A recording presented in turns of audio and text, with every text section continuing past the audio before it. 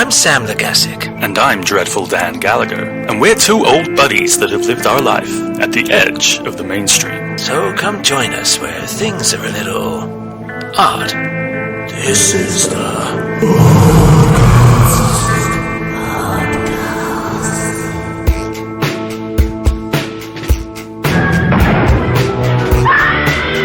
You've got to believe it.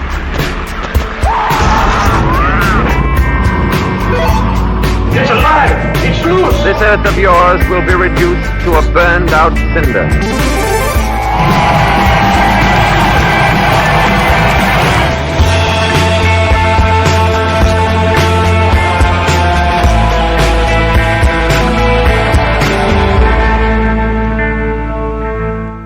Hi everybody, welcome to ODDCAST, movies, music and gaming. And here I am with a dreadful Dan G. Hi Dan.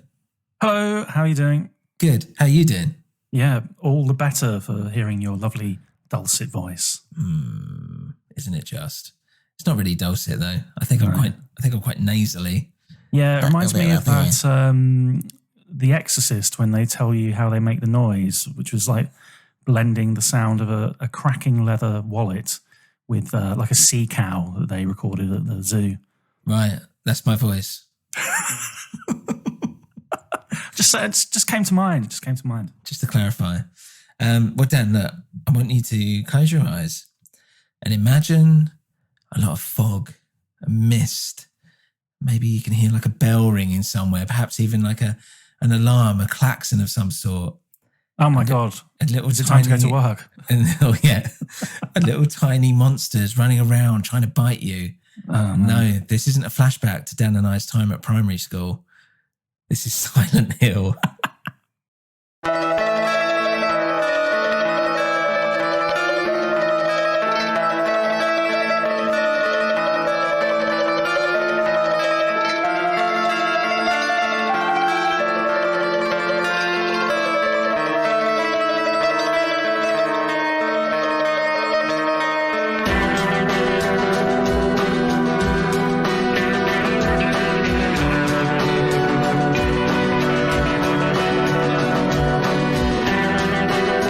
Silent Hill, Dan. This is a game. We're going with the very first Silent Hill game here, and I wouldn't mind doing an episode on every single Silent Hill game because I've played them all, apart from 4, which I never finished, which I do have, and I've always meant to go back and do it. But the first one has a very special place next to my heart.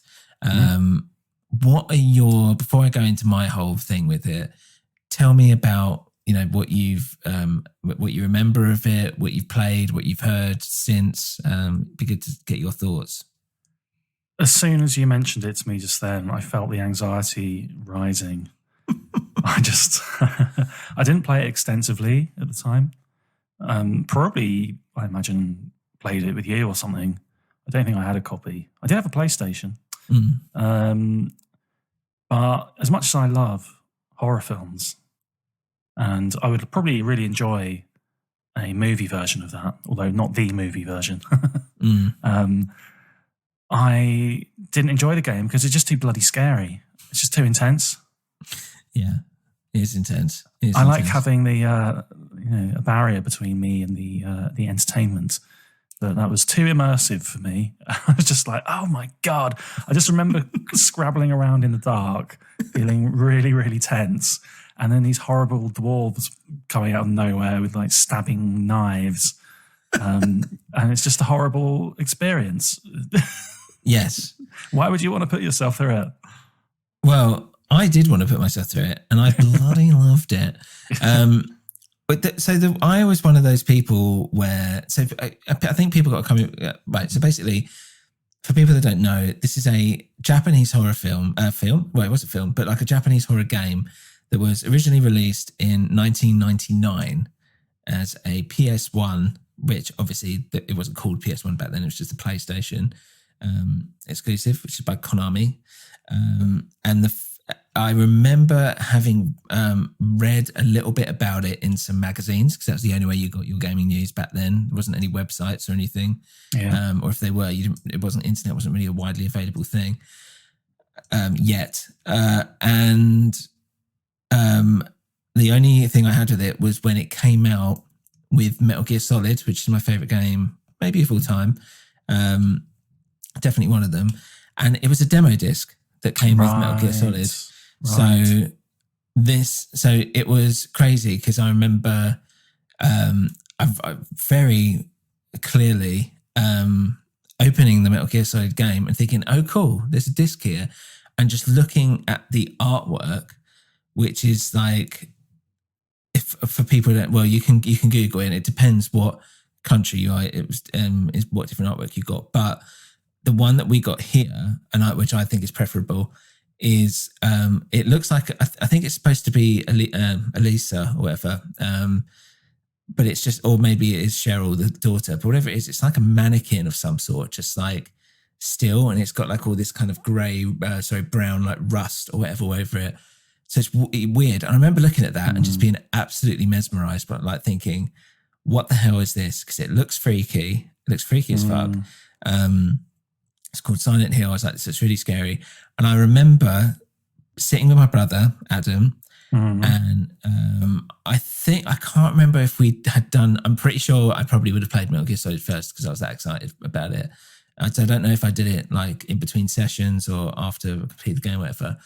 But I remember sitting down with it, and the demo takes you up to the kind of intro bit, which is basically you have the car crash, and I'll kind of go into this a bit properly a bit later. You have the car crash, and then you're walking around town for a bit, and then you start going down the corridors, and everything gets darker, and you see like a wheelchair on its side, and you start seeing blood, and everything starts turning into like metal grates and all this stuff and chain fences. And then you have those little things attack you, and then you basically, that's when you wake up in the cafe. And that was the demo. And so obviously you're supposed to die, like you can't complete it. That's what's supposed to happen. And I remember it fucking was like, I was like, what the hell is this? This is horrific. This is amazing at the same time, to the point where I remember doing it again and again. I even got my mum to come up and play it, because I was like, you have to see this. Like I've never seen anything like it. Yeah. And obviously she didn't know what the fuck she was doing. So it's all like tank controls, in a sense of like, you have to like turn on the spot and then walk forward in that direction. If people don't know what tank controls are, it wasn't quite as intuitive as it is these days in terms of controlling characters in games. And that started my love for it. So when it came out, I was so excited. I bought it straight away, and I played it, but I could not complete it because I had got stuck in, I think, the hospital. And then I went through that thing which a lot of people, a lot of kids these days won't even realise, but where my PlayStation memory card kept getting wiped and losing my saves and all this stuff. And I think there was a point where I'd got quite far, but I don't think I'd got right to the end. I think and bear in mind as well, at this point, there wasn't like online FAQs and, walkthroughs and whatever. It was like, I was like, I just don't know what I'm supposed to do next. Until, and I played it off and on. I got it from the PlayStation store, and then I'd start it a bit, and then I'd get so far and just be like, I can't be bothered. Until I got it on PS Vita, because I'd already bought it. So I got it on my Vita, which is my little PlayStation portable thing. Oh, yeah. The latest one. I did have a PSP as well, actually. But I remember I played it on that, and I did the whole thing. And I was so glad that I did, because I was like, this makes so much more sense now, having done like the rest of the games, to come back and do this, the whole thing is great. And it was also like, this is what I kind of love about games back then. A lot of people, I've heard of a lot of things about this saying, no, it's quite short. I'm like, well, for me, this is what like the perfect ideal game length was, which was like probably about 8 hours, something like that, 8-9 hours. And that's what games used to be like. And it felt like that was enough. Like it didn't feel too long. It didn't feel like filled out or whatever. It felt very succinct. It made an impression. And it also meant you could go back into it And if you want to, you could play it in one session. You could play it in an entire day if you were that bothered, especially if you'd already done it once. Yeah. And I used to like doing that with the games, which you can't really do these days. Like the idea of sitting down and doing like Last of Us 2 or something like that, like, it's not, that's a commitment. You can't just like pick that up and put it down. So anyway, and since then, Silent Hill 2 came out. That is, as I was saying, that is probably, it's between that and Metal Gear Solid, weirdly, probably for my favorite game of all time. I think Silent Hill 2 might be it. I prefer it as a game, but I haven't played it in a while, so who knows. And then the rest of the Silent Hills I played, I did the PT demo. I did stuff for the PSP that came out. So I've done a lot. I haven't done all of the Silent Hill different games off the franchise, but it all stems from this first game, which is it's really saying something. So I think what should we do? Should we take a break and then kind of get into it proper? Let's hear some music. Yeah, why not? Let's create the atmosphere. Ooh.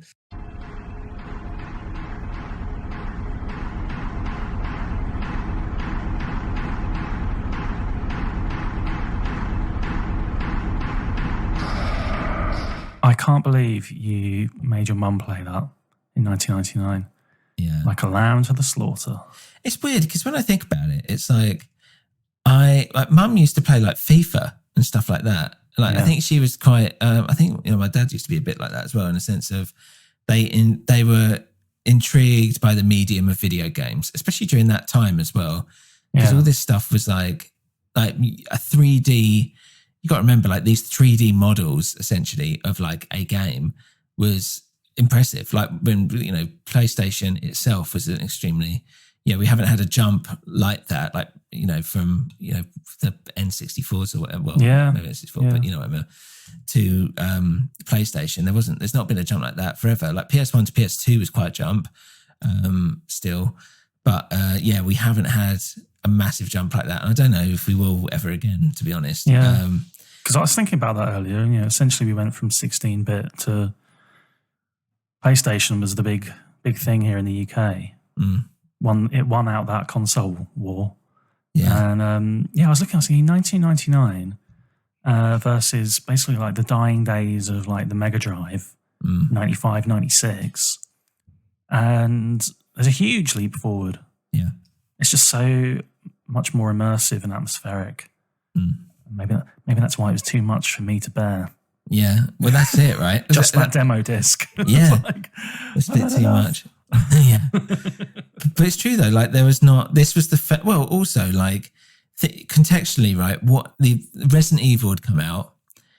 Resident Evil would like change the landscape, especially for horror games, like completely. It was so successful, crazy successful. So this was kind of Konami's counterpoint to this, but this is more like the thinking man's Resident Evil. So like, whereas Resident Evil, it's like a bunch of military guys. It's like a zombie. It's like fucking Dawn of the Dead or whatever. Dawn of the Dead, because there are soldiers in that. But you know what I mean? It's in a sense of like, you know how to use a shotgun. You're the guys sent on a mission. You're these big fucking macho guys.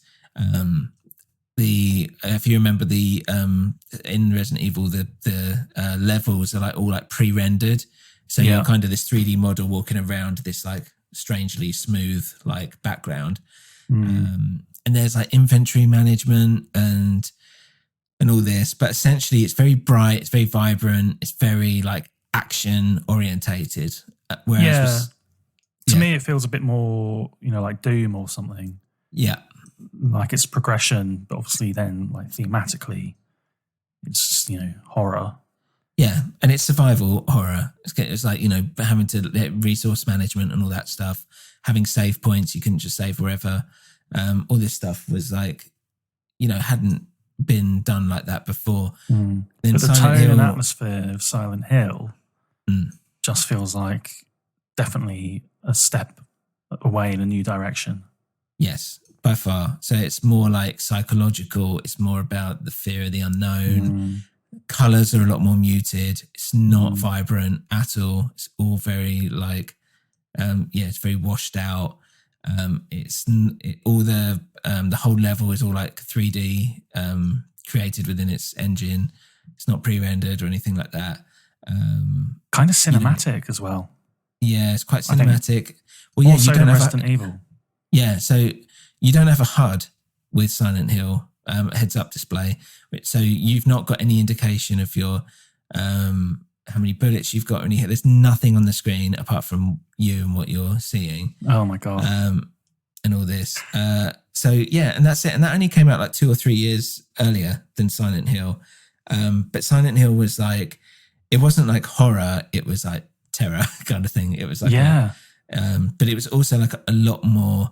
So whereas Resident Evil was all like, it's got like it's got the zombies, yes, but it's got also like, some kind of monsters and all this, like weird like dog things, whatever, and everything.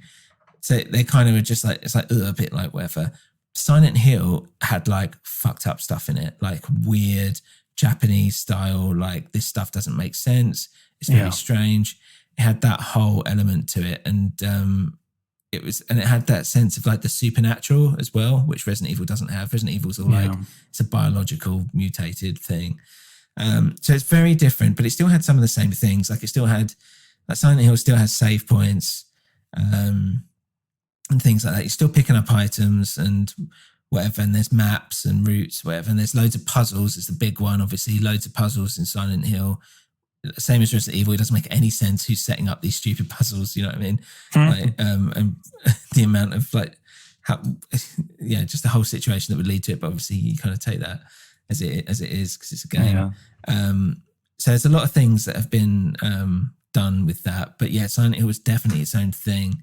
And that was it. Like, and that's why it's, it's quite important to kind of explain the context about it, because there was nothing else like it. Hadn't really, I mean, you could say there was some stuff that came out that was like quite similar. It's not like Scary Games had never been done or whatever, but to a degree like this, I don't think, especially to someone of, our age, and we're like getting into horror, especially Japanese horror was really starting to take off as well. Like shit like The Ring, Tartan Asian was really becoming a thing, like in HMV and Virgin. Yeah. You could get a lot of these cult Asian horror films suddenly became very accessible. Yeah. And this was one of the first things of that wave. And there's a lot of stuff kind of followed it. So yeah, that's just to kind of give you a bit of a context of it. So it was created by a guy called, and I'm going to totally mess this up, but I believe it's Kiichiro Toyama. He only did this one game. And he only did this first Silent Hill. He didn't do 2, 3, 4, etc.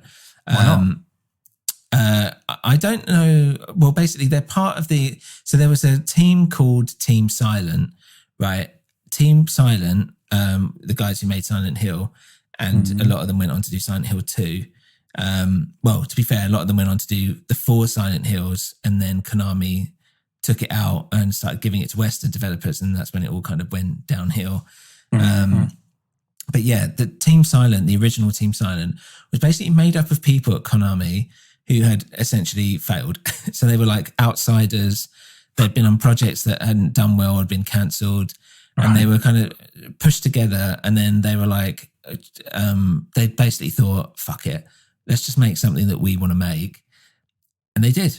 And they didn't focus on thinking, how is it going to look at the mainstream, or how's this going to make money? They were just like, let's just make something that we want to make that's like freaky and that tells like an emotional story and all this. And that's what they did. And that's what came out was Silent Hill. That's so cool. Yeah. It's like a misfit game. Yeah, it is a misfit game. And Toyama hadn't been the director of a game before. He didn't really know why he was put on it to begin with. Apparently, he was like, I don't know why I'm doing this, but fine. And then, he left to do the Siren series, which is a similar tone. It's quite scary. I've only played one, and it was so tense, and I didn't know what I was doing, that I never played it again. Forbidden Siren, I think, was the one I did. It's quite old now, but they've done a few, and that's kind of the same kind of thing. It's all really freaky. It's like Japanese ghosts, whatever, and all this stuff. But yeah, and a lot of the people went off to do the Siren series with him after Silent Hill 4, Team Silent, whatever, broke up. Some went off to Kojima Productions to work on with Hideo Kojima, who we talked about, who did Metal Gear Solid series, Yeah. who ex-Konami, obviously, who did Death Stranding that we covered recently. So it's a bit of a shame because a lot of people are like kind of hold up Team Silent to this quite as these like remarkable outsiders who came up with something out of nothing. And then, basically they showed a bit of the game during, I think, an E3 or something, and it got a lot of buzz. And then Konami went, all right, let's really push this. And that's when they sunk a load of money into doing the PR. That's when they put it with the Metal Gear Solid things. They knew that was going to do well. Yeah. And it worked. I mean, it worked for me. That's exactly how I came to it. And so they developed it on quite a small budget. Yeah, tiny budget. Yeah, because they plowed loads of money into pushing it. Yeah, and there's loads of like, I'll kind of come onto the development properly a bit later, but like people, it was a work of love. It was a passion project essentially. Like a lot of people, were doing stuff that wasn't seen as the right thing to do, basically, or working in their own time and putting their own stamp on it because they felt passionate about it rather than Konami just didn't care by the sounds of it, to be honest, which is weird now when you think about it because it's one of their biggest franchises. So what is it? So in a nutshell, you play a guy called Harry Mason, who's your like typical like everyman American dad. Great name. Yeah. It says everyman. Yeah. Harry Mason. He was actually going to be called, and I'll come on to this a bit later, Humbert. And the translators were like, no one's called Humbert, so you can't call him that. Amazing. It's not a common name. But basically, there's a car accident as he's driving along with his daughter Cheryl, where he sees like this ghostly apparition in front of the road, and he swerves to avoid it, crashes the car, and then suddenly his we later find out adopted daughter Cheryl has just disappeared. Can't find her. And so he goes into the fictional town of Silent Hill to search for her, basically. That's the premise. The first thing you'll notice... it's fucking horrible there. And it is not a place you really want to go to. One of the great things is that how they use the technical limitations of the PlayStation to its advantage. So like by having that mist and shadow, it made sure the draw distances are much nearer. So... It meant that they're not wasting time having to draw out all those backgrounds and all this stuff. They just focused on the up close. So they were actually able to do a lot more with it by having that mist and shadow. And that's what makes it feel claustrophobic. Yeah, very claustrophobic. And it's cool as well because, as you said, like when you go in, that mist is like really scary. But then when you go into the like other world or whatever, like the pure black, and it gets all like turns to all metal and all this stuff. And you go into like the proper Silent Hill world, I guess, it is terrifying. And all you have during those bits is the light from your torch, which doesn't shine very far at all. And that's I it. Remember. So and that bloody insidious clip-clopping. Clip-clopping? Yeah. I just remember like... Live next to a farm. No, just like scanning around in the dark and all you can hear... Oh, it's your shoes. Bloody shoes. Yeah, okay, right. Yeah, Is he wearing a Cuban heel or something? Yeah, it is like, for a lot of those parts of the game and bits and pieces of it, there is no sound. We'll kind of come into the audio later, but like, a lot of these places, it's literally just deathly quiet. Like there's nothing. So as you say, it's just, you just hear the steps or like as you're opening doors, like the door opening or whatever, which does add to that dread. It's like, exactly. It's like you're in it. You feel very much like, it's very, pulls you in like that. They use the sort of like lack of information. That's the really great psychological aspect of it. There's a lack of vision, a lack of sound, like you say, a lack of information about like what you've got in terms of like ammunition and then so that all of that just creates a constant feeling of dread. Yeah, it's very much less is more. And then when you come up against just the sound design in it, is incredible. Apparently, like, and as I said, I'll kind of go into this. Akira, I can't remember how you say it, but Akira Yamaoka, or whatever his name is, I'll come onto it later. Who was known for this, but he's, he is synonymous with Silent Hill, and he did all the sound design for this. Apparently, they thought it was a bug just because of all those weird like sound design he did. They're like, what the hell's this? And it's like, what's that right? It's like, yeah. And he really pushed for it because they were like, it doesn't make sense. And he's like, that's the point. Like, it's supposed to disturb you. Yeah, exactly. It's quite interesting. But yeah, so it's weird because when you go into like you've got the mist thing, which is scary, which is kind of where you start with, and you go into this like dark other world, this black nighttime thing. And then basically when you defeat that part of the world, if it's a boss, I mean, there's a handful of bosses, or like you've solved a puzzle, whatever it is, and you go back to that white mist. It's weird because you're like, oh, thank God. And you realize that this is now like your safe space, when before it was super scary to you. And it's cool how that works. And that's always stuck with me, how it's like, you think something's scary and awful, it makes it even worse. So that when you take that step back, you're like, oh, thank God, I'm all right. Like this scary thing isn't so scary anymore. It's really, I think it's such a cool thing to do. And yeah, it's just, so as you said, like compared to Resident Evil, it's much more psychological and much more scary. And you're basically just this guy trying to make his way through this town and find his daughter Cheryl, which I thought, was quite interesting. Also, like in terms of the controls, we said it's got tank controls, but it also used the DualShock, which came out by this point. I think it just come out. I can't remember now the actual timeline. They're pushing it quite heavily as a benefit of the PlayStation, weren't they? Yeah. And that was, for people that don't know, like the original PlayStation controllers didn't have thumbsticks. It was just the pad and the buttons and the shoulder buttons, whatever, and all that. And then they added, and that was how it originally came. And then it added thumbsticks, which was like, and I can tell you now, it was a fucking game changer, and it was a huge deal when it came out. But it also, and this is one of the things, it also had the vibration function in the things, and that was like, people loved that because it just added that added that element, not reality, but like, there's something more physical that you're actually feeling, get some kind of feedback from what's happening in the game in a physical way. Sensory element. And if you got hit enough and you were running out of energy, you could always, as I said, there's nothing on screen, so you'd have to like pause your game basically to use some medicine or whatever, a health pack. Whereas, but if you, whilst you were playing, it would be your like heartbeat in the vibration, so you'd know like, oh shit, I'm like close to death. That's really good. Yeah, which is always a cool little. And again, it just ratchets up the anxiety. You can actually feel your heartbeat ebbing away. Yeah, exactly. Yeah, you literally feel it. And yeah, a little bit more about the sound effects. So it's got the you can always tell, and this is again a great feature which they've tried to work into every Silent Hill since, really, which is the static of the radio. When something's around, so you always know like a monster's about because you suddenly hear a from the radio or whatever, and you're like, oh fuck, there's something around, there's something near. I always thought that was so cool, like, because it just it makes you anxious even though you can't see anything, you just know there's something around. Brilliant.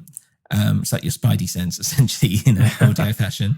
The bell at the school, and you've got the klaxon that goes off when, things are about to get nasty. As you're walking around, there's like the clanging of metal. There's like industrial fans kind of going off. There's screaming. There's all kind of weird noises, screeching. And that whole sound design really adds to like the effect of the whole thing. It really adds that kind of texture. It's great. Yeah. Really important. Yeah, very important. In terms of the actual gameplay, so you do have weapons. You've got like melee weapons and you've got guns. But to be honest, it is super rare to find like ammo and stuff. And you soon realize that basically you're kind of better off running whenever you can. To be honest, there's not really any proper aiming. There's no like manual aim. You just kind of it's like up, straight, down, shoot. And you're not always going to land a hit, to be honest, because the idea is that he's not like a soldier. Yeah. So how do you How do you fight if you can't flee? How do you Blaze fight if you away can't with a flee? gun Yeah, and hope for the yeah. best. Yeah, literally. And if you run out of bullets, and if you got to use your Use your bare fists. use your fist / a plank of wood or whatever it is, or it's like a baseball bat. I think they've got as well. But yeah, so there's, and then stuff like if you run, he gets out of breath, so he feels like he feels very vulnerable, which I think is part of it, which I think is quite interesting. Yeah. So yeah, the story. Should we get into the plot, because this is kind of where it gets a bit tricky, but I'm going to try my best to get through it.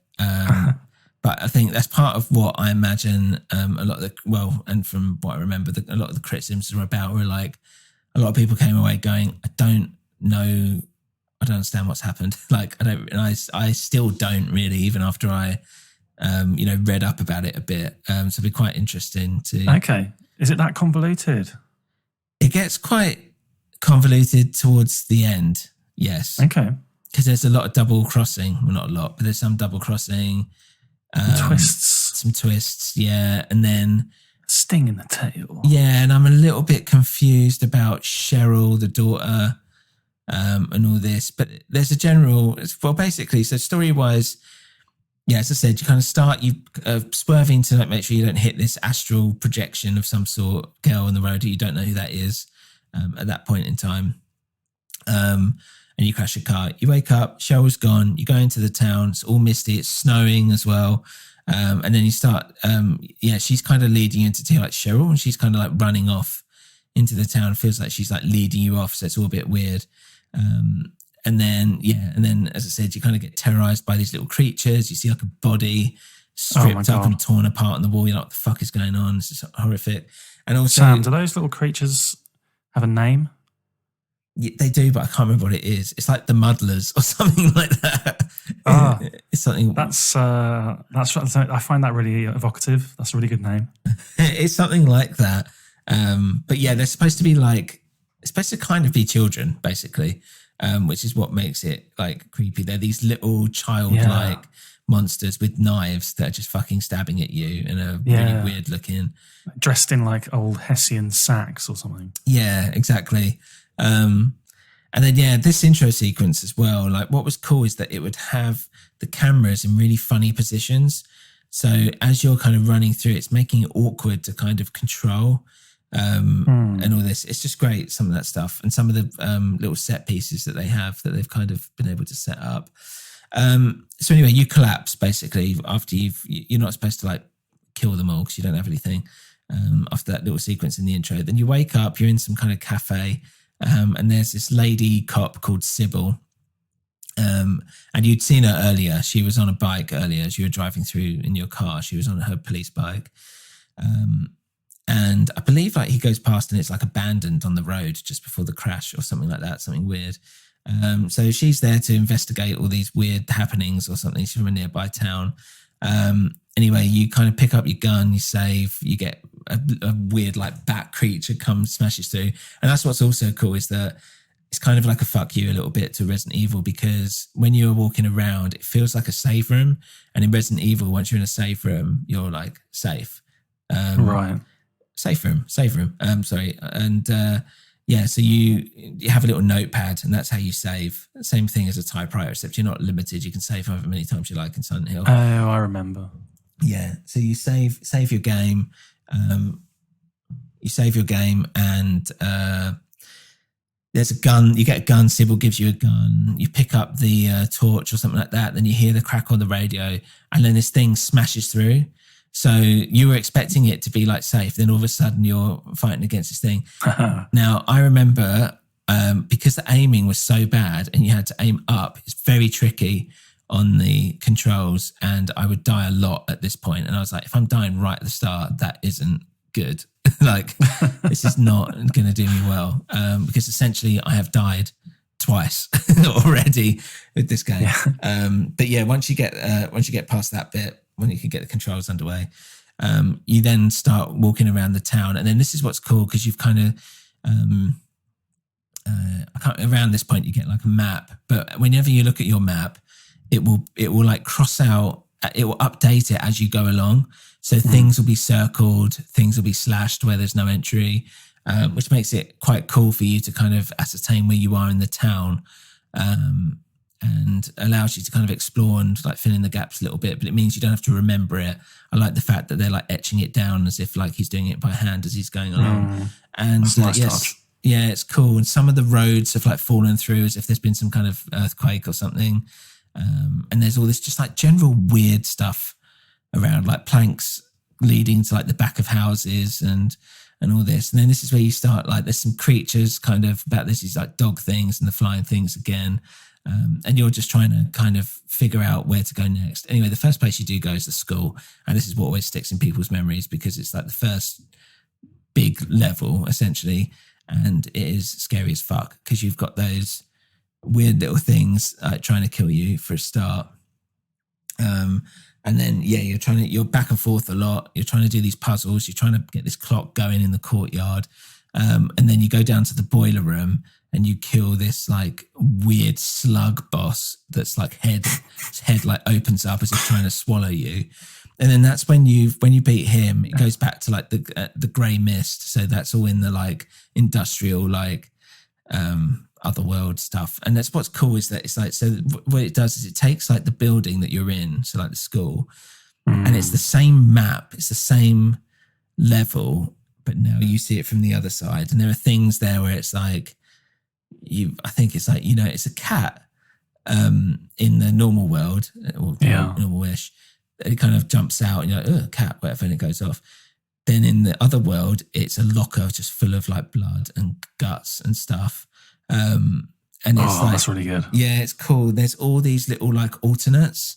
So there's like doors that you can't get into or things on the wall, or, you know, and they do this with a lot of the rest of the games as well.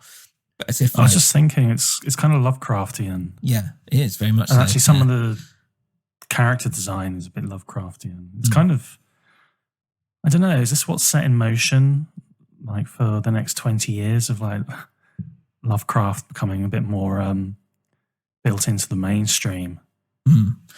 Yeah, it's it's definitely part of it. Like I think they've I vaguely remember reading that they went into like a lot of old horror literature to kind of get a sense of what was kind of scary, and I guess that would kind of inspire the imagination to think of things as well, right? Yeah, because up until this point, it's all kind of like, you know, zombies and vampires and kind of a bit more cartoony and almost like, you know, stuff that's been hanging around for 80 years since the old black and white movies, in computer games, that is. And this feels like, like a sort of sidestep into something altogether more abominable. Yeah, and what they did actually for Silent Hill 2 specifically is they did a lot of research into what repulses and terrifies the human brain. Wow. So things like, basically things like mixing up sex and horror is particularly frightening. That's why in Silent Hill 2 you've got the very famous like sexy nurses that have their whole heads bandaged up and fucked up and all this, but they've got like tits and legs out or whatever. Right. That is something that something that fucks your brain up basically a little bit watching that, especially as like a young horny teenage boy. Yeah. And then you've got but also stuff like just general disability. So people find like limbs missing or just medical stuff. They find it scary. And they did a lot of research, and there's a little bit of that here. I don't think they did necessarily any proper research, but they definitely like got inspired by a lot of what people like find scary and terrifying. And yeah, so when you kill this boss thing, you see Alyssa, basically. You don't know who she is yet, but it's this like just girl, basically. It's like a teenage girl or something, or a young woman. Okay. And she just kind of just appears and disappears, and you're like, oh, that was weird. And then you hear church bells. You go to the church, and then you basically meet this old woman called Dahlia.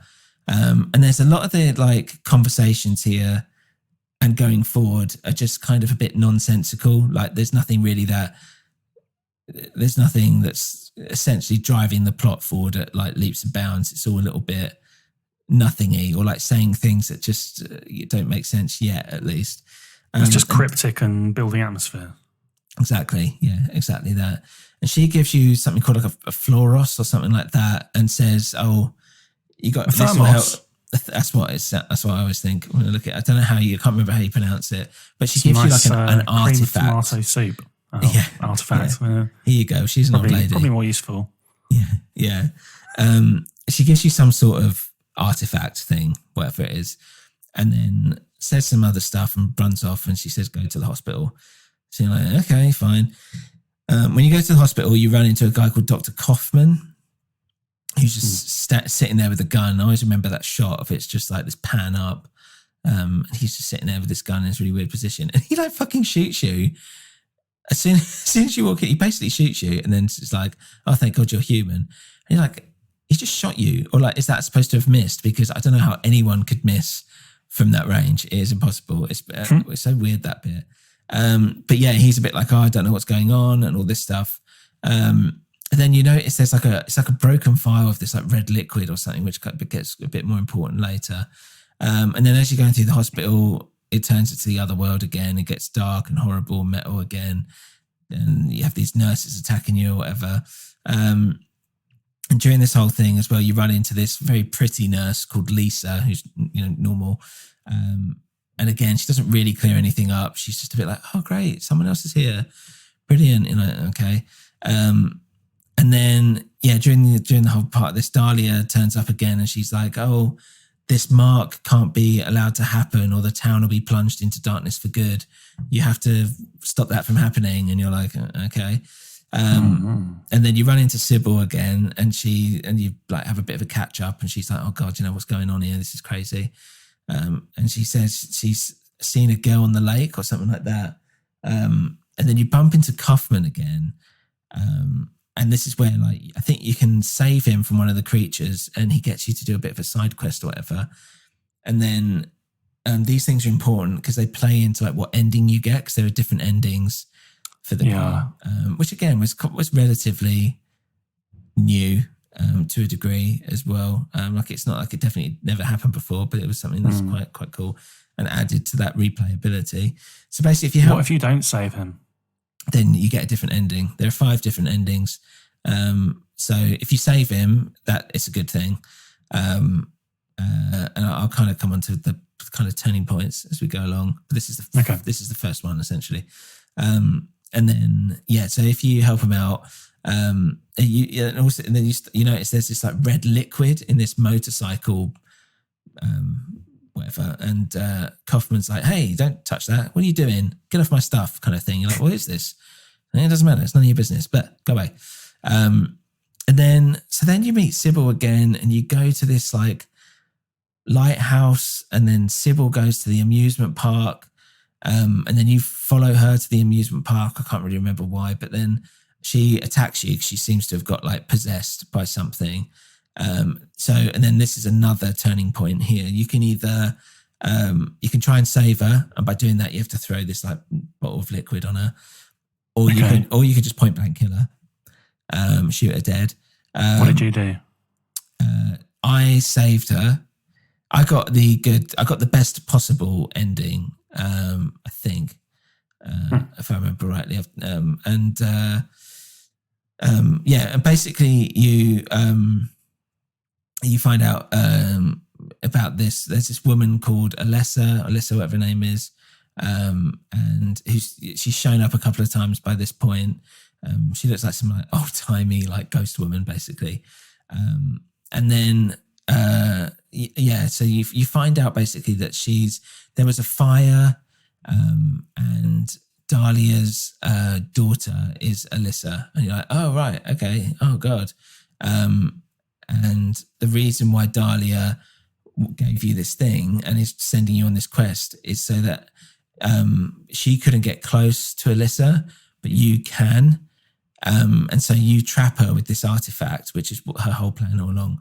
So it's a bit weird. But the whole thing of going to the hospital was that you saw like this bed that Alyssa had been in that was like, just looks like manky. It looks like someone's been like, it's like fucking Fritzl cave or something. And it's like, there's all these devices and it's like torturous, like stuff. It's really horrible. It's like it really fucks your head up when you go in there.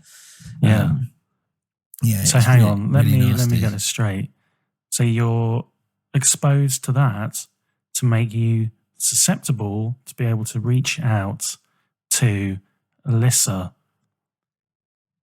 and trap her in your artifact, which is a Yeah. thermos. Yeah.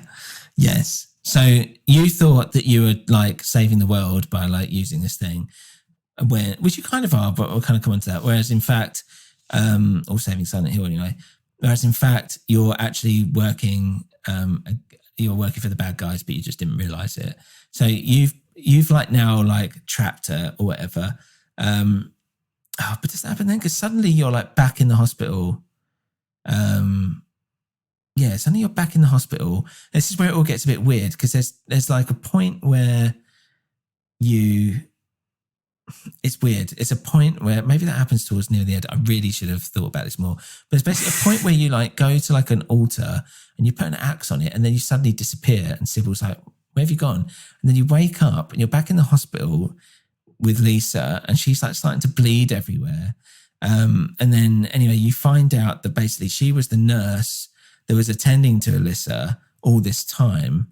But like she's been kept there against her will. And Lisa was doing it in return for some drug. She was some kind of drug addict. And Kaufman was giving her drugs in exchange for her looking after this Alyssa woman. And then you see them, it's like a flashback of like Dr. Kaufman, Dahlia, and a couple of other doctors that are talking about this like cult and the rebirth of God. And you start realizing, okay, it's getting all like religious and weird now. But yeah, so basically, and then, oh, fucking hell, it's so weird. So you find out Cheryl and Alyssa, so your adopted daughter and Alyssa are basically two halves of a whole. Dahlia is part of some cult. She sacrificed her own daughter in this fire ritual to bring out this rebirth of God.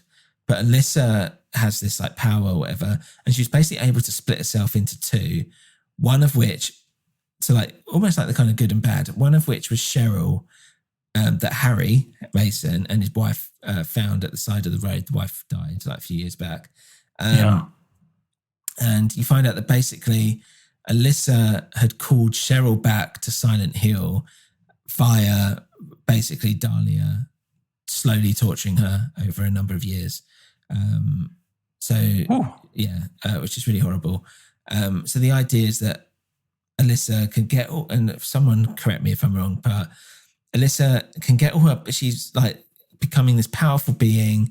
And she basically has been trying to kind of get rid of Silent Hill and kill herself basically at the same time. So this God thing can't be born.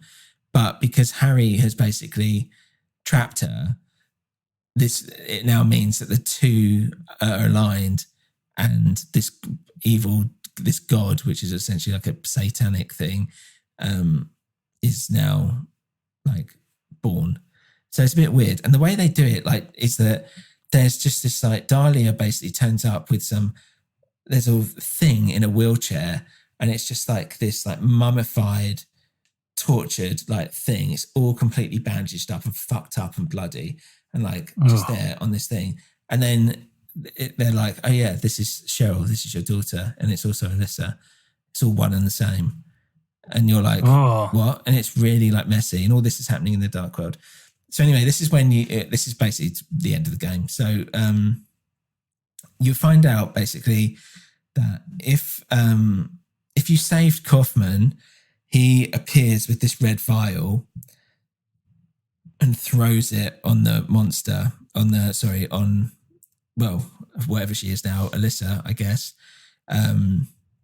But either way, this thing turns into like this evil god thing, which you can't get away, which is the final boss. And it's like this weird, like fucking goat skull head with wings. And it looks like a proper satanic, weird devil boss. And anyway, you have to kill it. So you run around and you shoot it, blah, blah, blah, blah, blah. And then once you kill it, this is when you get the different types of endings. So that's basically the game. So the different endings you get Hang on, I'm exhausted after all that. Yeah, it's I need really to intense. absorb that. Yeah, and this is why it's like I didn't quite get it, because I was like, so I don't really understand where Cheryl is, if you're not where she physically is, or if she ever physically existed in the first place. If that makes sense, whether she was just like some ghost that was just brought up. I'm a little bit unclear as to, and someone's probably gonna be out there going, "Oh, you idiot! It's really fucking simple, and you're just not getting it," which might also be possible. But essentially, it's about Alyssa being a carrier for like Satan. Is what it comes down to. Do the two halves exist on these two separate planes? I don't know. Maybe. The film does a better job of it. I know we'll kind of get onto that, but I vaguely remember the film making more sense than the game did. But the film is kind of an amalgamation of Silent Hill 1 and 2. But I was thinking that in the back of my mind. But all right, well let's go through the endings, and then we can go through the films. Yeah. So you get what's known as the good plus ending, which is where you've saved Kaufman and you've saved Sybil. So Sybil will try to shoot Dahlia, but fails. Alyssa and Cheryl merge. And they become, apparently this is me reading it off, but apparently it's called the Incubator, which is quite a cool name and kind of makes sense. Incubator for evil. Yeah, but yeah, pretty much. Kaufman appears, shoots Dahlia, throws the red liquid at the incubator. When it gets hit, it falls to the ground screaming. The incubus emerges from the back. The incubus then kills Dahlia. Harry fights and defeats the god. The incubator gives him a baby who will later on be Heather Mason in Silent Hill 3, which is a whole other thing, which we'll come on to. What does the incubator look like? I'm imagining a horrible big sort of like fleshy box. Yeah, so the big it's like a Virgin Mary kind of thing. It's like she's all like pretty and shining light and in a long white dress and all this. So it's something a bit more like angelic about it. Yeah. So the incubator, whatever, gives him a baby, and so it's like, and just points to the escape route. So Harry, Sybil, and Kaufman try to escape, but Lisa, who's like covered in blood, the nurse, drags Kaufman with her back into the abyss. And Harry and Sybil continue to escape. They go out of the way, and then the whole world is kind of collapsing in flames, like the other world or whatever. And then, it kind of, if I remember rightly, it slows like the incubator, or whatever, the good angelic demon or whatever, is able to like slow the destruction. So then it kind of like all pauses and they're able to run out before it collapses.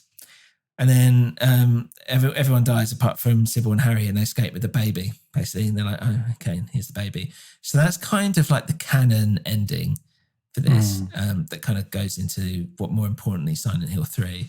And then you've got the good ending. So like where you've killed Sybil, but you saved Kaufman. So Alyssa and Cheryl merge again. All that's the same. Kaufman appears, shoots Dahlia, throws the red liquid. Then you, all that stuff is the same. You defeat the incubus, whatever. And you run out. But as you escape, Kaufman again gets stopped by Lisa. Harry makes it out to the highway instead, on the outskirts of the town, and he's there just staring up at the sky as he's holding this baby. And that's it. So he's like by himself, and he's a bit like, what did I do? I believe this is generally seen as the normal ending that people would get. Because I don't think they necessarily know how to save Sybil. They would probably kill her because they see her as a threat. And then they would probably save Kaufman because that's the right thing to do or whatever. Then you got the bad plus ending. Okay, that sounds good. Which is where bad plus, say bad plus. You basically let Kaufman die or whatever, but you save Sybil. So this time, what happens is that Dahlia gets killed by the incubator.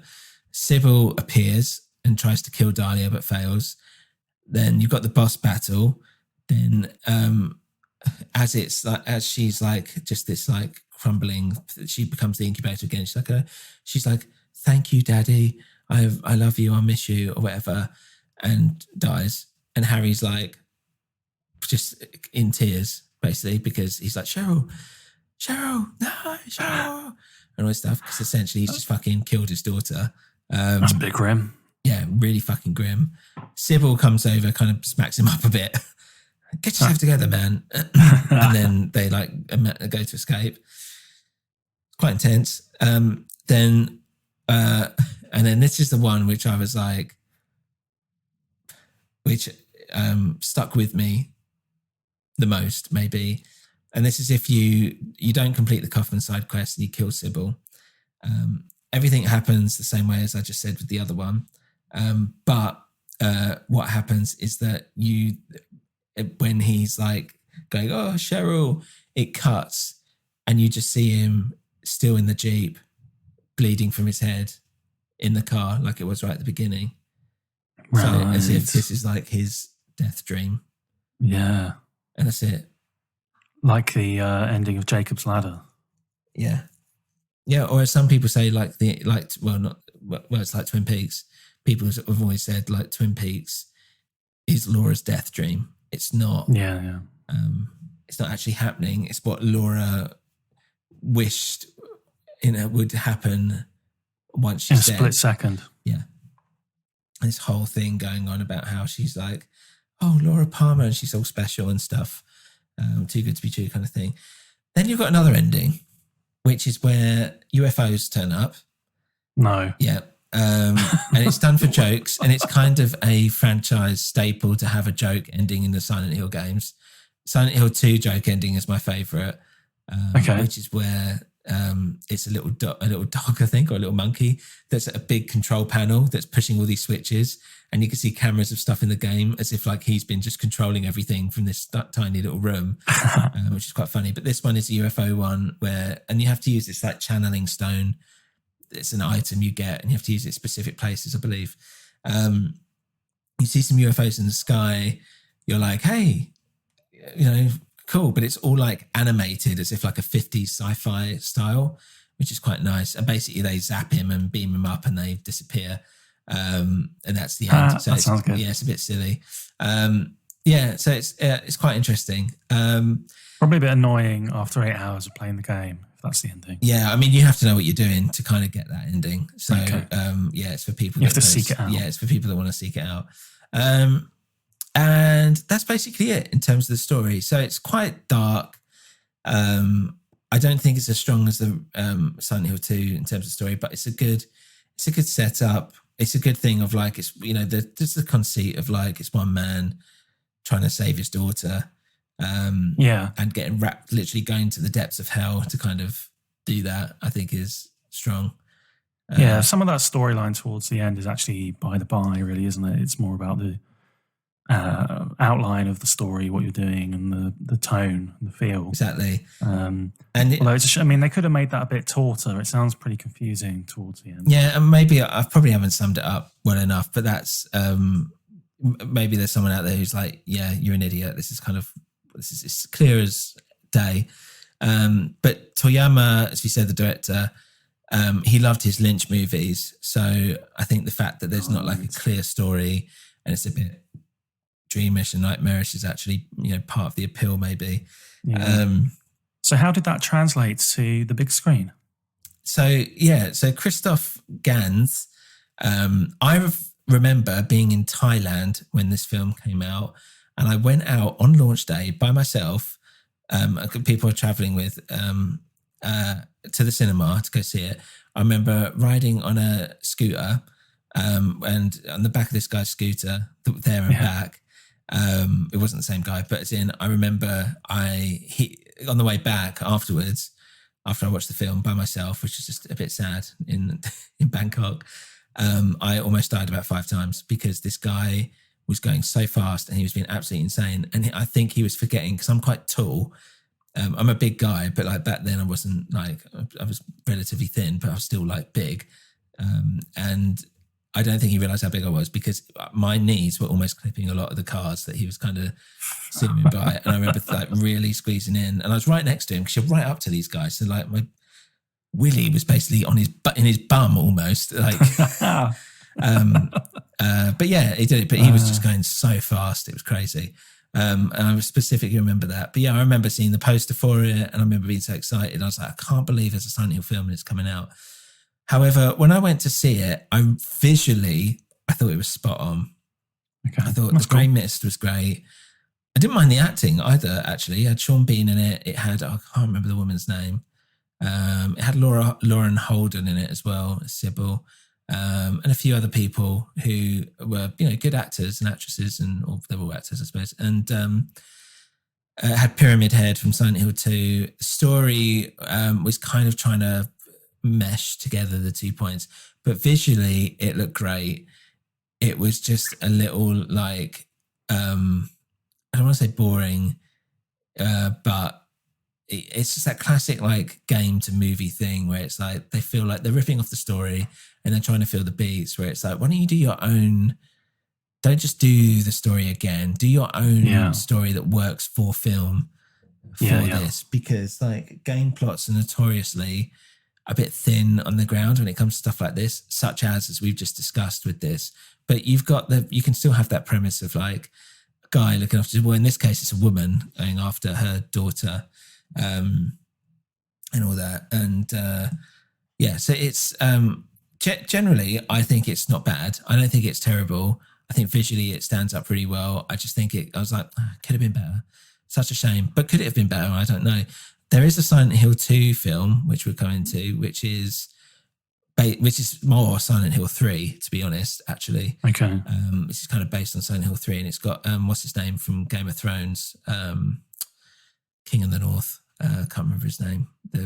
Snow, basically Jon Snow guy. But this was before he did Lord of the Rings, before he did Game of Thrones, or maybe it had just been around the same time.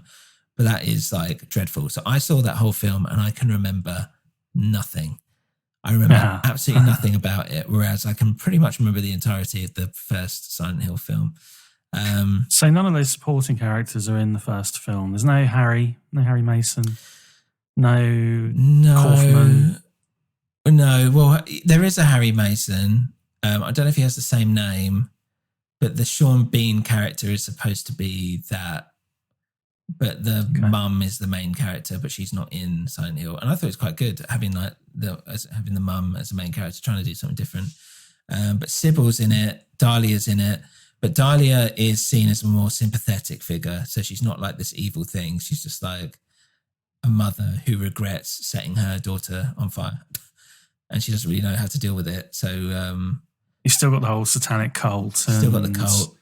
This idea of two entities embodying one. Yeah, I think that it's like, I think instead of it being it's two people in one, oh God, I should have really watched this film before I talk about it too much. I think it's that Alyssa's daughter is this woman, is this little girl. So not that it's like the girl.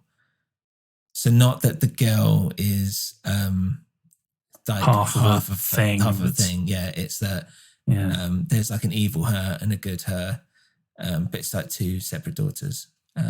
Which to me sounds a bit more straightforward for the big screen. Yeah, and it was. But there's some really cool bits in that. They've got Pyramid Head. All the Silent Hill stuff is great. The composer did the music for it as well, so that all fits in. They've got a cool sequence where it's like the hospital bed with her all like burnt up. I think it is that. And, it's like goes and kills everyone in this church or whatever. It's all interesting, and I'd be quite up for like watching it again. Yeah, maybe I'll watch that sometime. Yeah, if you like, I mean, like that's the thing, is that there was visually speaking, there's definitely a lot of fan service, and it did that stuff really well. But yeah, it was just a little bit thin. Like it just felt, and especially if you're going in as just like Joe Bloggs and you don't know what Silent Hill is, you'd probably be like, what the fuck is this? Like, I don't get it. Yeah. But yeah, there's some really good bits in it. Cool. So yeah, in terms of the development as well, I was reading about this one guy and I thought it was quite interesting. But there's a guy called Takayoshi Sato who apparently worked on the plot and he helped train people up basically in the 3D modeling, which was quite new at the time. And from that, he was able to design the game's cast. But because he was quite a young employee, he was given he was just told to do font design and admin or whatever. But yeah, he created the 3D demos and presentations, and he also started teaching the older staff members, as I said, how to do the 3D modeling. But because he wasn't credited for his work, because he wasn't old enough, he was just a junior thing, he basically went to management and made a short demo movie that he'd rendered out, and basically was like, I'm not going to teach anyone how to make this stuff unless you assign me to do this. Unless this becomes my thing, I'm just not going to tell anyone else how to do it. And so they were like, okay. And they let him do it, and he did the character designs as well.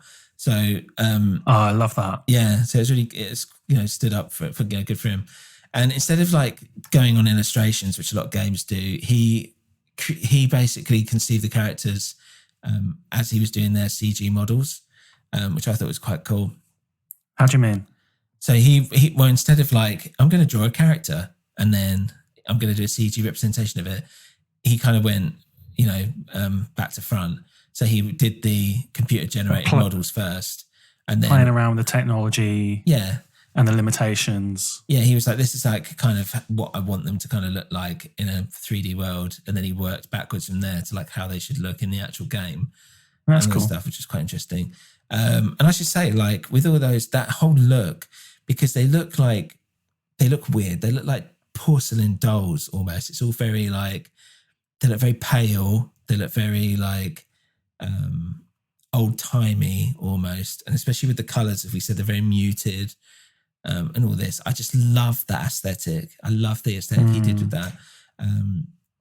But yeah, he tried to kind of give each one their own distinctive characteristics, and all this. And apparently, because he didn't have any basically Caucasian friends out there or whatever, he found it apparently quite difficult just to get the faces right and all this stuff for them because he didn't have any Americans basically to work with. He did basically all the cinematic sequences and the characters, and he was still not given full credit for his work. Instead he was like, okay, fine, I'm going to do the FMV, so the full motion videos, the cutscenes basically of Silent Hill, all by myself. I don't want anyone helping me. I'm just going to sit and do it, and I want credit, basically. I don't want anyone assigned to help me or be supervised on me. So over 2.5 years, he lived in the development team's office, and he had to render the scenes with all these computers of his co-workers after they left work at the end of the day. So obviously, as we know, to render, you need a lot of computer power to kind of get it out. So the only way he could do it, was just to kind of get all his co-workers' computers together after they left for work, start the render, which is insane. That's awesome. Awesome commitment. I love that. 2.5 years. I don't know, you could only do that when you're young. It's just, it's mad. We'll talk about some of the names as well. So a lot of the creature designs, a lot of the names, all this stuff are all to do with certain books or whatever. So you've got Alessa, whatever it is, which was apparently from the Lost World by Arthur Conan Doyle. And also apparently Alice's Adventures in Wonderland, there's an Alessa or Alyssa. Probably just Alice. I suppose. Yeah, you're right. Yeah, of course. Actually, idiot. Apparently, Cheryl Mason's first name is based on the actress Cheryl Lee. Lisa Garland, the nurse. Cheryl Lee from Twin Peaks. Yes, Dan, Cheryl Lee from Twin Peaks. Yeah. Another little Twin Peaks link. Exactly, another little Twin Peaks reference. It's funny because I've actually got, I should know that properly because I've actually got a little picture of her up on the wall, and I've got a picture of her there as well, which is a bit weird. On the ceiling? On the ceiling. That's very weird. They're just looking down at me. Try to make the room generally as Lynchian as possible.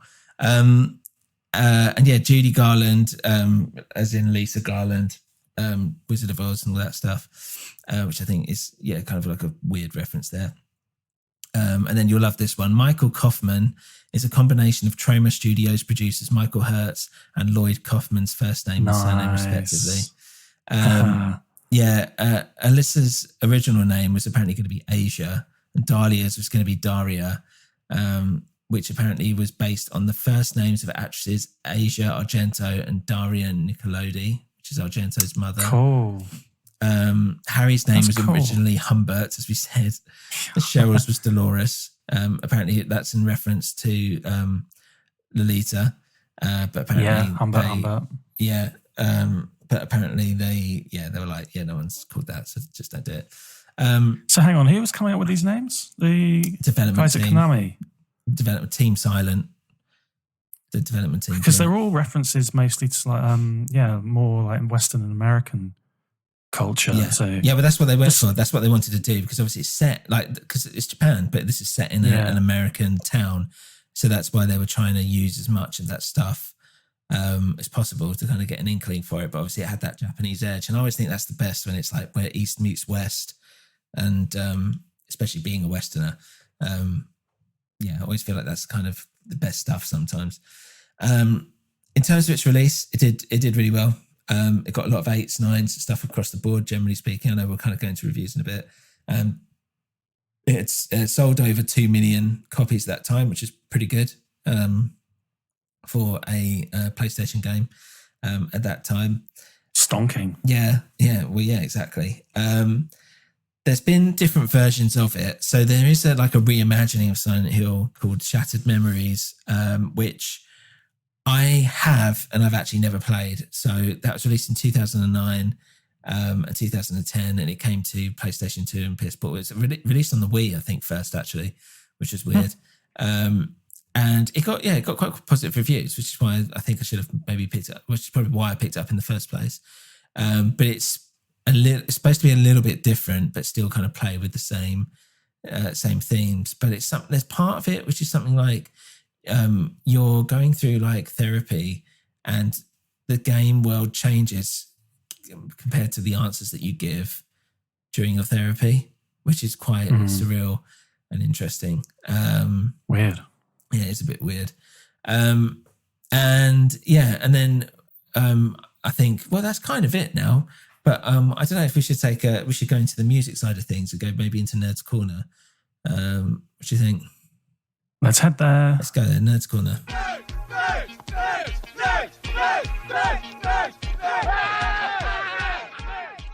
What's in Nerd's Corner? Well, Dan, I thought it might be good to talk about Akira Yamaoka. And I don't know if I'm saying that right. He's the composer, and he is seen as like a part of what makes Silent Hill so amazing, just because the music, the sound, and this goes for like all those, all the Silent Hill stuff really, but especially those first few games, was just unlike anything before. It has its own, it's got his own style to it. And yeah, but he did all for this game, he did the music, he did all the sound design, as I said before, he did all the mastering himself, very heavily influenced by Twin Peaks. He pushed the whole industrial noise thing, and it's just great. You've got that, like the main intro theme, which has that like mandolin kind of guitar, and then like the big melancholy like rock guitars that come in afterwards. It doesn't feel like, it feels like quite epic, that song especially to like open up the game with. But yeah, as you're kind of going through, it's just, the music just sounds like unhinged. It sounds like weird and strange and unsettling constantly. I would say that it's kind of hampered a little bit for the fact that it's probably, well, it is a lower budget, but also it's PlayStation, so it's fairly simple, and there's only so much you could obviously fit onto a disc. But what it does really well. So you can get this on vinyl. I've got it on vinyl.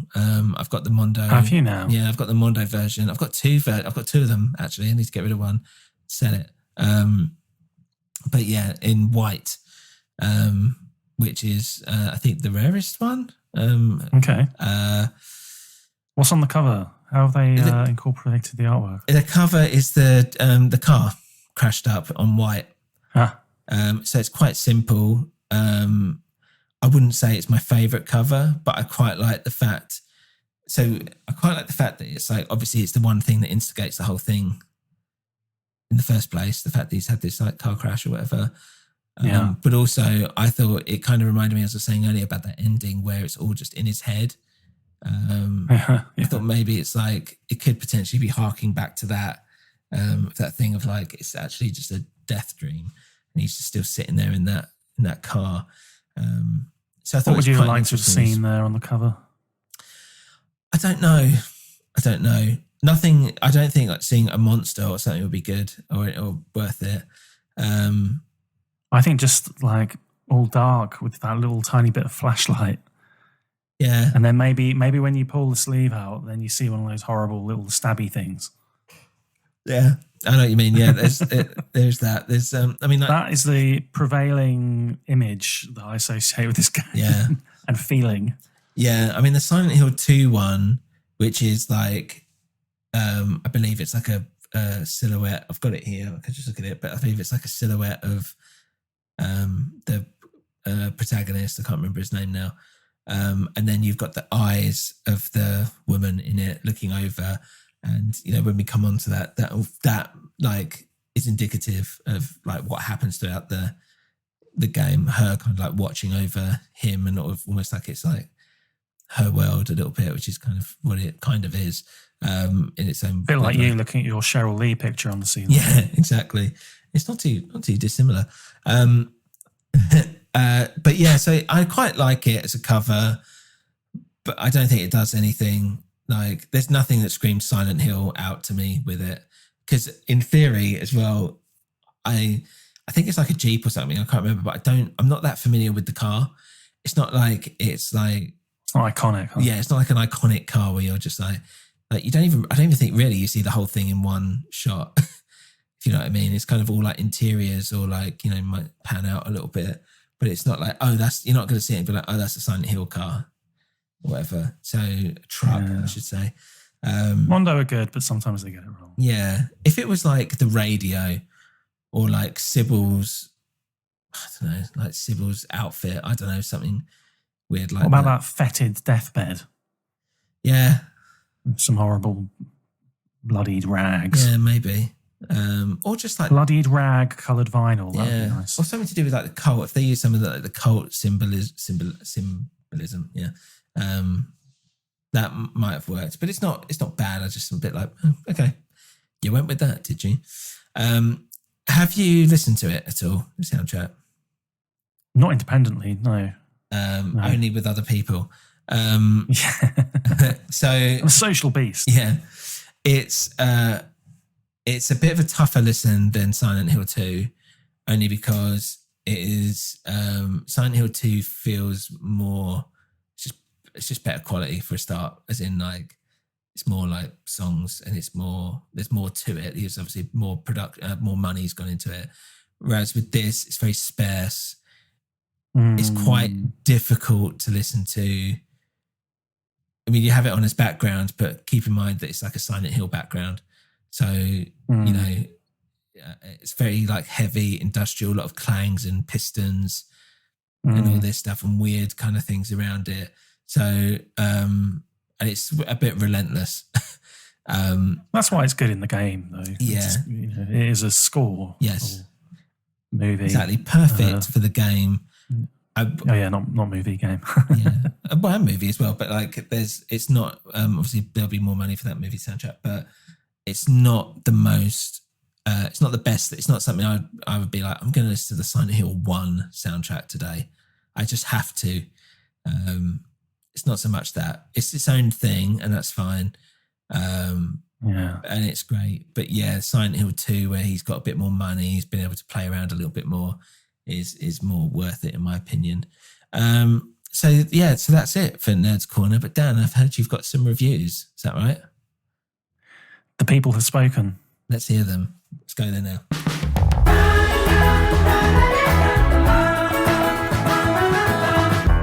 I hate I mean, you said let's have a look at the reviews earlier. You mentioned 8s and 9s across the board. Yeah. But At the that's time. the media. Yeah. The corporate media shills. We've gone straight to the people here to get the word on the street. What is the word on the street? Well, Lecky says 1 star. Oh, no. Not what I was expecting. Is it something to do with the delivery process? It's just a different game. No, I've steered clear of those. There are quite a lot of those complaints. Yeah. He says, the graphics are horrible. Yes, it's an old game, but you can barely see anything. Yeah. More annoying than scary. Don't waste your money. Can hardly see anything. It's true. It's true. Ian Hines. Mm. Ian Hines. Hi, Ian. That's not Heinz baked beans. Hines. Yeah. What? 2 stars. Right. So he liked it twice as much as Lecky. Double. Yeah. However, sorry, but I can't stand the gameplay. Tank controls. I love the story, Did you? and this is what started the series. Yes. Fact. But I hate the game itself in terms of gameplay. Right. The controls are a bit unresponsive. The combat is a joke, and the Prima strategy guide is an outright marketing scam. Yeah. I just had to tell the truth of what I think about this. Gameplay is so bad for me that it just ruins the entire thing for me. Mm. I'd rather just watch someone play it with no commentary. Yeah.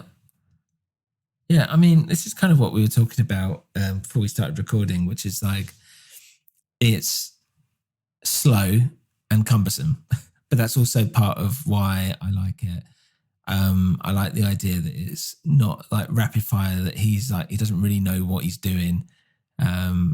Yeah. And it feels like you're drenched in this world and wading through it rather than like, okay, next one, got to get to the next checkpoint, got to do whatever. You're like, Yeah. You're kind of flailing about with this constant knowledge that there's an imminent threat, like a small goat that's being crushed in the coils of a boa constrictor. yeah, exactly.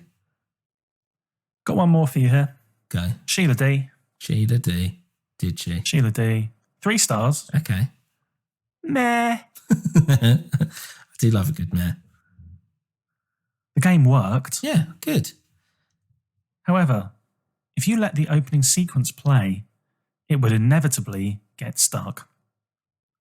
You had to skip ahead to the main menu. It also gets stuck sometimes during gameplay and has to be reset, and the controls don't always respond. I'm not sure if this was an issue before it was shipped or if it was damaged during shipping. God. So that is a review of the whole game by Sheila D. Especially she's got like a fucking scratch disc or something. What a tit. There's a lot of people buying like weird, shitty bootleg versions on Amazon. It's quite funny, actually. God. It's all the one-star reviews. Jesus. People are completely confused. Anyway, that's the reviews Yeah. this week. Anyone's loving it? Any good reviews? Almost everyone. Okay. Almost Yes, everyone. Good. Let me see. I can pick a 5-star one here for you. I'm interested if there's anyone who feels this is better than the second game. Not that you're going to find that in 3 seconds. But for me, the second one was always like this. The first one was great, and it was one of those weird things where the sequel was better, which does happen quite frequently in games. And that's not just from a technological. It's not because of a technological, process where it's they can do more. I also think just in many ways, I feel like everyone kind of stepped up their game and evolved. And obviously, Konami would have given them a lot more license to do what they want, I imagine. Here's a 5-starer from lovely Lola. Great game. Yeah. Atmospheric music combined with horror and gore make this game one of my favourites. although at times I was too scared to play. Sympathise with you, Lola. Lola. Well, yeah. I mean, hats off that she's, she got through it. She's probably like 8 years old. Yeah. I want to do, now that like lockdown's kind of easing up a little bit here, in a way. I'd be interested to see you do Silent Hill 2 and how you feel about it. The problem with Silent Hill 2 is that luckily I have the Silent Hill 2 PlayStation 2 original disc, but I don't know if you knew this. I don't know why anyone would know this apart from me, but there is an HD remaster, right? They did of Silent Hill 2 and 3 that they put together. Or maybe it's just Silent Hill 2. I'm pretty sure it's 2 and 3. The problem is that they lost the final code for Silent Hill 2. So they had to get a backup of the not the final code in order to remaster that to release an HD version of it. And it is shocking. You can see tons of stuff online comparing why it's so much worse, and all the stuff that it loses by trying to do an HD master of the unfinished code of the game. That's hilarious. It's insane, isn't it? They can't find it. It's gone. And I was just thinking, that's crazy. Can't you just rip it off but no, you can't. So I've got the Silent Hill 2 original PS2 disc, which might play on, I don't think it'll play on my PS4 or PS5. Might play on my PS3, which I've still got. I've not got my PS2. I don't know where that is anymore. I've probably sold that.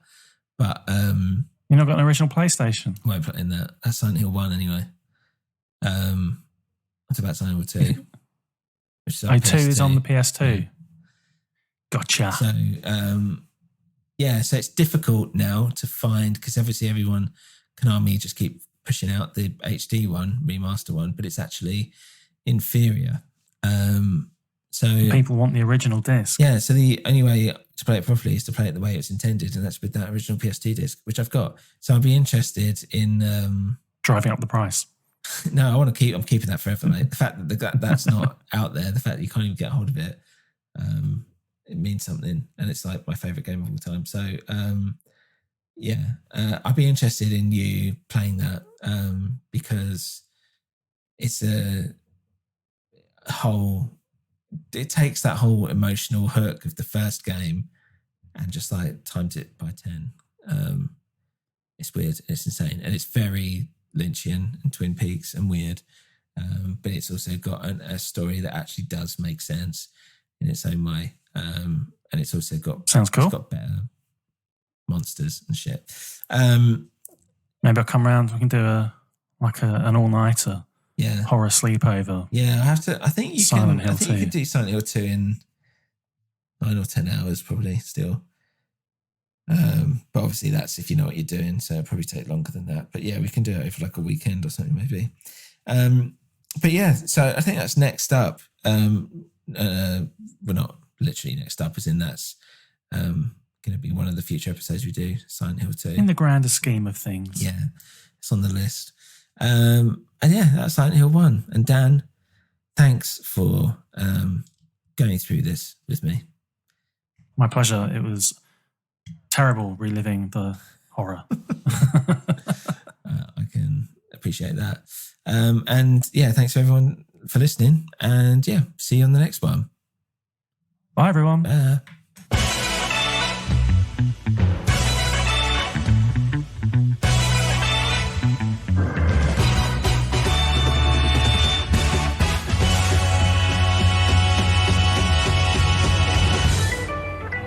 Hey guys, thank you for listening to ODDCAST Movies, Music and Gaming. If you want to get in touch with us or get a movie, album or game put on our list to discuss, then email us at oddcastoddballs@gmail.com or a newwinterpodcast@gmail.com. This is part of a New Winter Podcast network, so head on over to anewwinter.net to check out our other shows. You can also follow us on Instagram at A New Winter, Twitter at A New Winter, and you can head on over to our Patreon page, patreon.com/A New Winter. Thanks for listening and see you again soon.